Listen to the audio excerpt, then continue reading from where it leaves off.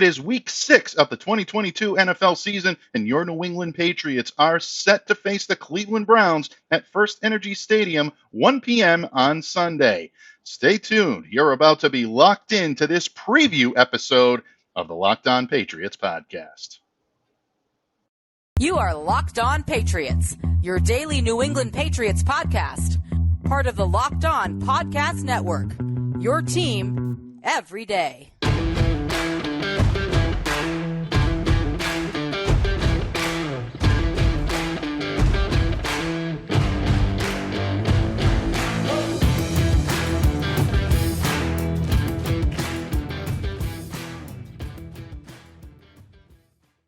Hello to all of you Foxborough faithful, and thank you once again for making Locked On Patriots not just a daily part of your New England Patriots coverage, but also your first listen every day.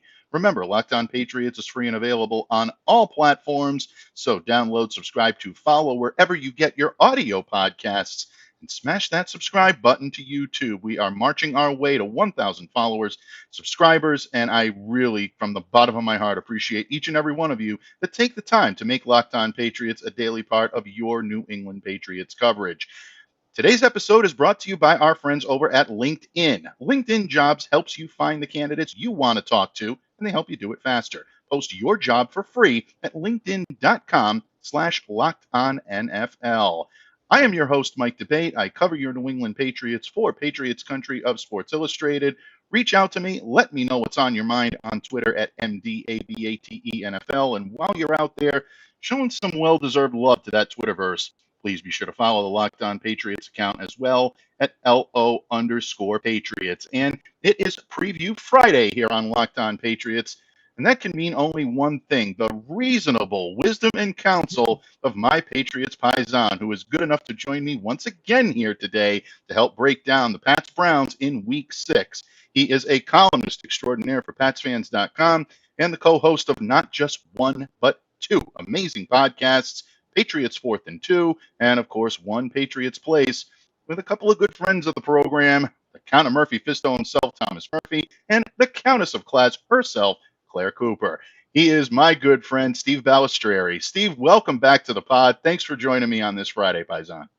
Oh, it's my pleasure. I've been like a horse trying to get out of the corral. I've been pawing at the ground all day waiting to talk football with you. And we got a good one to break down here today, folks. If you listened to yesterday's episode or viewed yesterday's episode on YouTube, you know that we are getting you primed for the Patriots and the Cleveland Browns this Sunday in Cleveland at First Energy Stadium. And Steve, let's start right off with the question of the day. Is it going to be Mac Jones? Is it going to be Bailey Zappe? Out of practice today on Friday, Mac Jones is looking much more mobile. He's wearing his apparatus. He's wearing those braces. He's looking like he's setting his feet a little bit better, making his throws during at least the media portion of the sessions. Always listed as limited. I expect that to be the case on Friday. At the time we're recording this, folks, the official injury report is not out yet, so it might differ slightly, but Mac right now has been a limited participant to the best of our knowledge.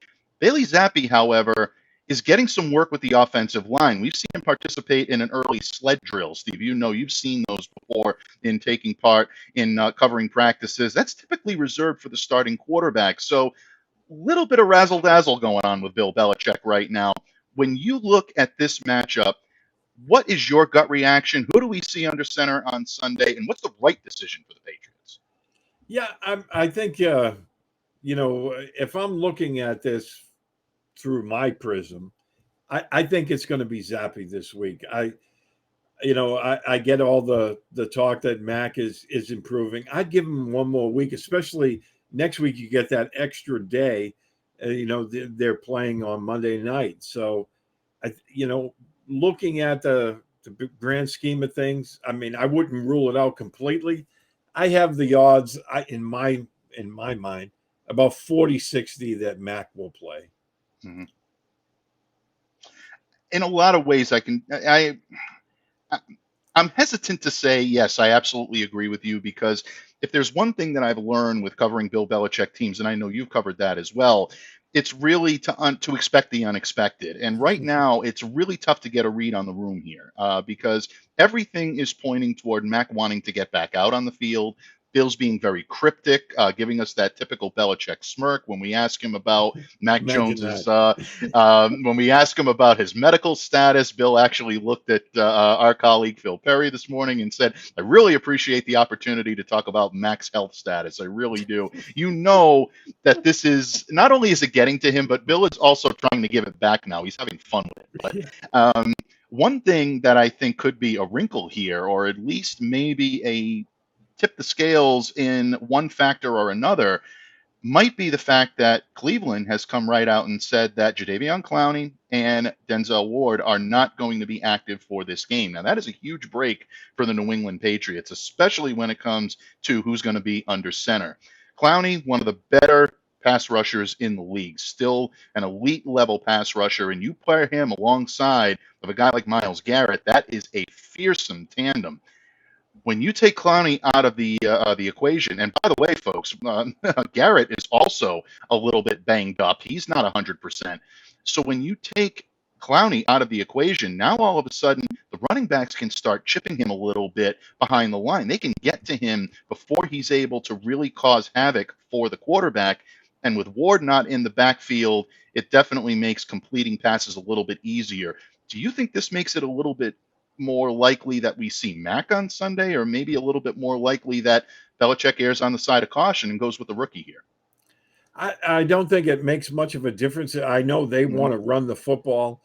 Obviously, they'll be running more toward Clowney's side than they because he's not there than Garrett's side. But again, we don't know if Garrett's he didn't practice yesterday. I haven't seen the injury report for today to see if he got back out there. But, they gave him a day off because I guess he wasn't doing well. So, right. If the Patriots decide to throw more, not having Denzel Ward there, I think he's their best secondary player. That's just my opinion. But I think that's a huge loss for the Browns because if I'm the Patriots, I've been saying all along they need to play action pass against Cleveland, and attacking that portion of the secondary would be a really big advantage toward them without having Ward in there. I just think that if I'm Bill, I don't want to mess with Mac until he's 100%. Mike Giardi said earlier this week, and granted it was early in the week, but he did say that there was still some instability in that ankle. And you don't want to mess with that and have this a lingering thing all season long. I think they can win with Zappe under center. And I'd err on the side of caution, but I'm not Bill. Yeah, I know.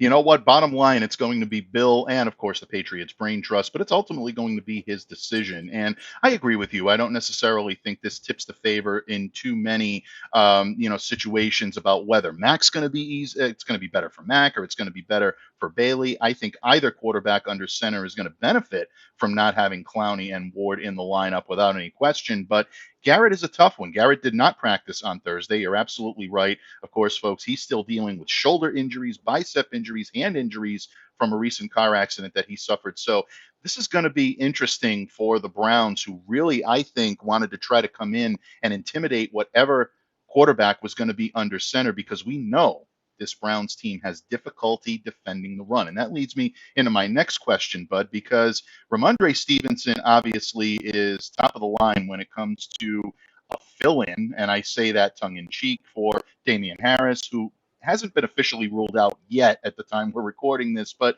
it's not looking good for Damien to get suited up in this game. So Ramondre is probably going to get the first team snaps, as we all expect. But beyond that, Patriots are going to be relying on a couple of rookies. They're going to be relying on Pierre Strong, who has yet to see any meaningful snaps at a pro level, just basically late game kneel downs, and Kevin Harris, who has spent the entirety of the season on the practice squad, just called up to the big club yesterday.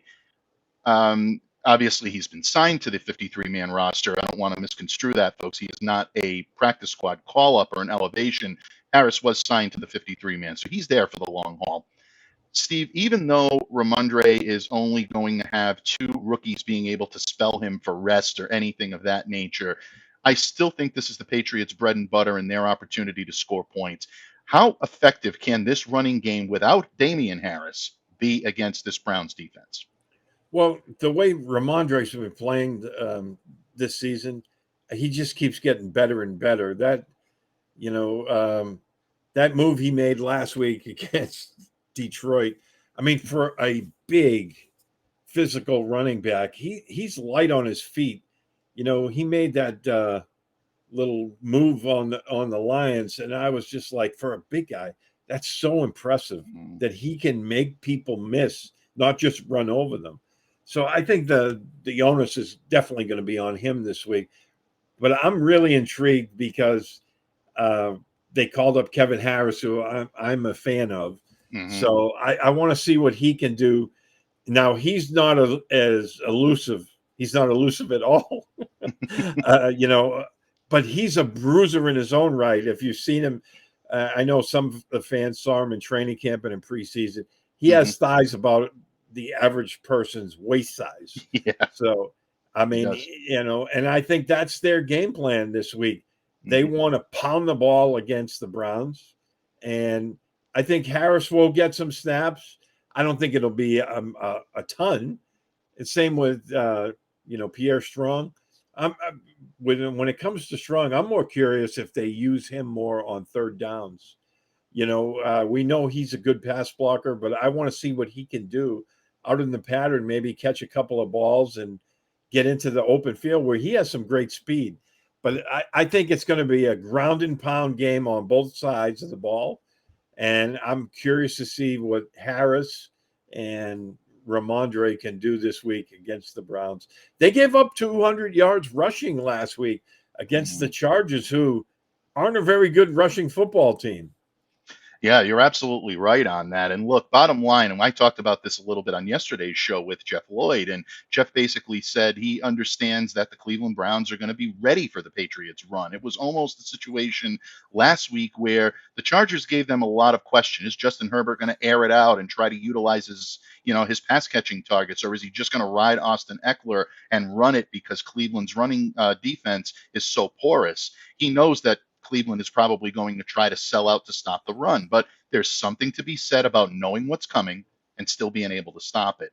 And I haven't seen enough just in the limited,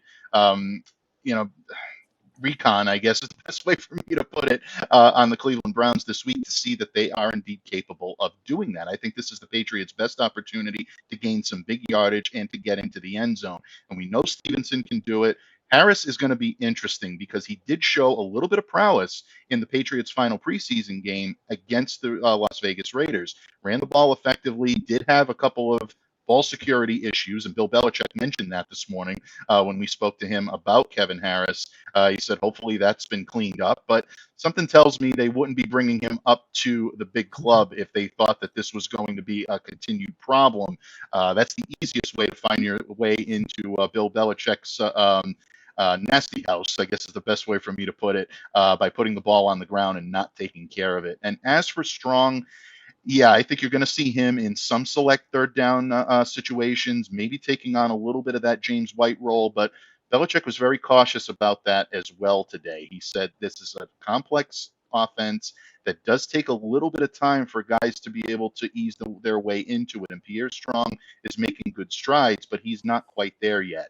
And I think that's important to remember because guys like James White and Kevin Falk, who were so effective in those roles, it took them a year or two before they really became so comfortable in that offense. So that tells me that Strong is someone they plan on keeping around for a good long time. I think Bill Belichick has a lot of faith in this kid, but it's important maybe not to expect too much too early and put a lot of expectations on him. So going to be an interesting situation on offense, and Steve has some offensive essentials to victory. We're going to get to those in just a minute, but I think it's important that we talk about the preventive side of the ball. And Steve and I will talk about some of the key matchups and the key situations that the Patriots are going to have to face on defense when this episode of the Locked On Patriots podcast continues.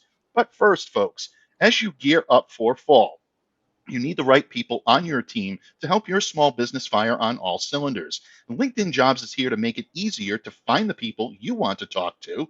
They'll do it faster. And here's the best part, folks, they're going to do it for free. Create a free job post in minutes on LinkedIn Jobs to reach your network and beyond to the world's largest professional network of over 810 million people. Then you can add your job. Simple tools like screening questions make it easy to focus on the candidates with just the right skills and experience so you can quickly prioritize who you'd like to interview and hire. LinkedIn Jobs helps you find the candidates you want to talk to faster. Folks, did you know every week nearly 40 million job seekers visit LinkedIn? That's why it's the place to be. Post your job for free at linkedin.com/lockedonnfl. That's linkedin.com/lockedonnfl to post your job for free. Terms and conditions apply. Patriots fans, my good friend and Patriots paisan Steve Balestrieri of PatsFans.com joins me here today, previewing the Patriots-Browns matchup on Sunday, Week 6 of the NFL season. Steve, we talked a lot about the offense in the previous segment. It's time now to flip the script and talk a little bit about the defense. And we cannot talk defensive strategy without bringing up the two-headed monster that is the Cleveland Browns running game. If there is a strong suit to this team, the running game is definitely it without question. Two of the top runners in the league reside on their depth chart, Nick Chubb, Kareem Hunt, and they've helped the Browns to lead the league in rushing, averaging 192.4 yards per game. Chubb gets the bulk of that work. He averages 6.1 yards per carry, 593 yards. He's found the end zone 7 times. You're not getting much of a drop-off with Kareem Hunt. He's an excellent complement, 4.3 yards per rush, adding a pair of touchdowns. The Patriots really need to control this. Their run defense looked very good on Sunday against the Detroit Lions, but this is a different rushing tandem, and they're at full strength. So if you're the Patriots' defensive brain trust, how are you trying to stop the running game of the Cleveland Browns? Well, I think that you're going to see a lot bigger package this week because of that two-headed monster that you're talking about. You know, when you're talking Chubb and Hunt, the Browns can run on anyone, and they're averaging almost 200 yards a game on the ground. So that is going to be a very difficult job for the Patriots defense.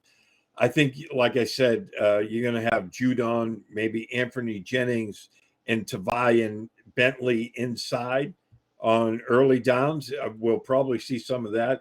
You want those big physical run stoppers in there. And I think that the key this week for the Patriots is getting some penetration.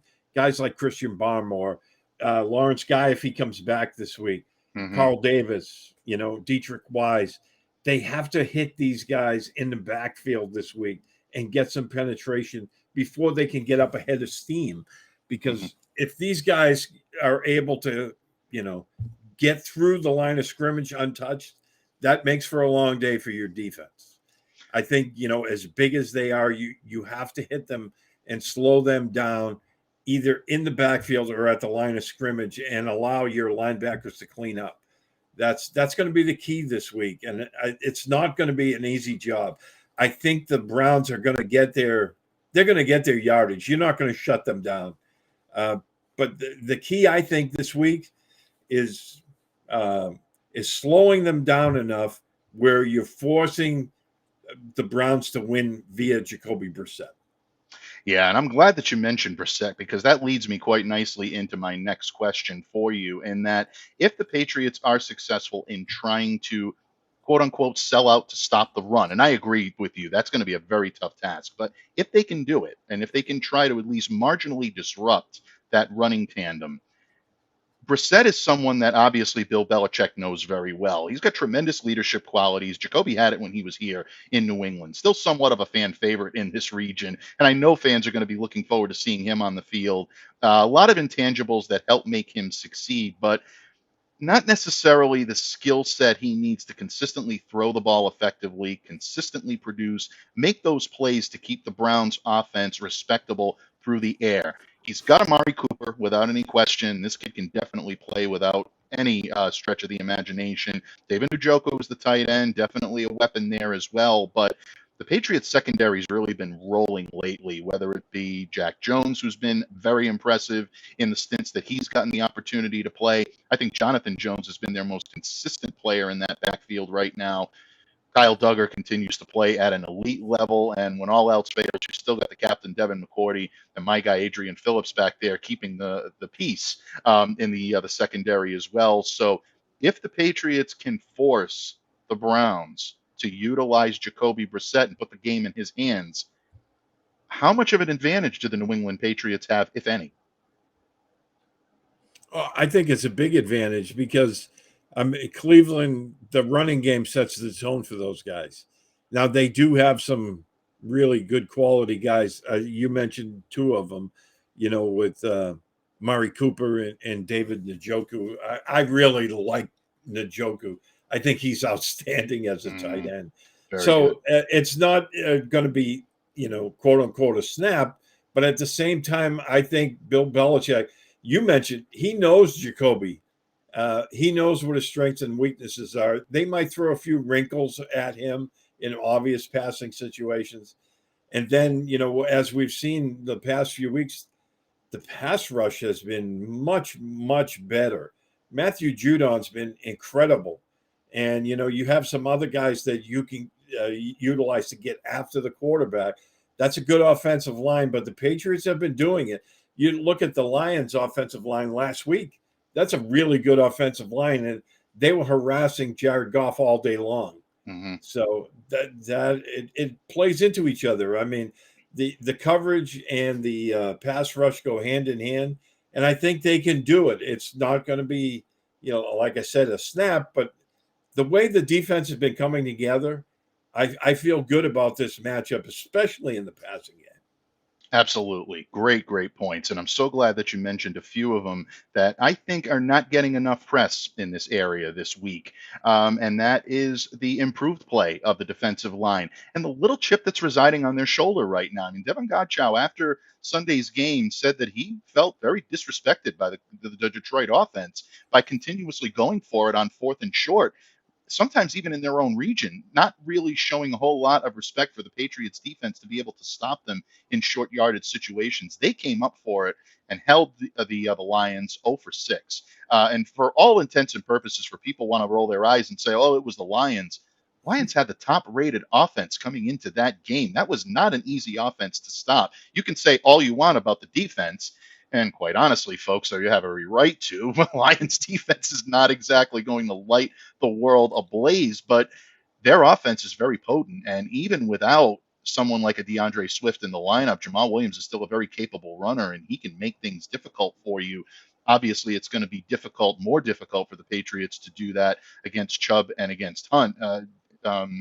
Significantly more difficult, I guess, is the best way and most diplomatic way for me to put it. But that is going to be an issue. And then you mentioned Njoku. I love him as well.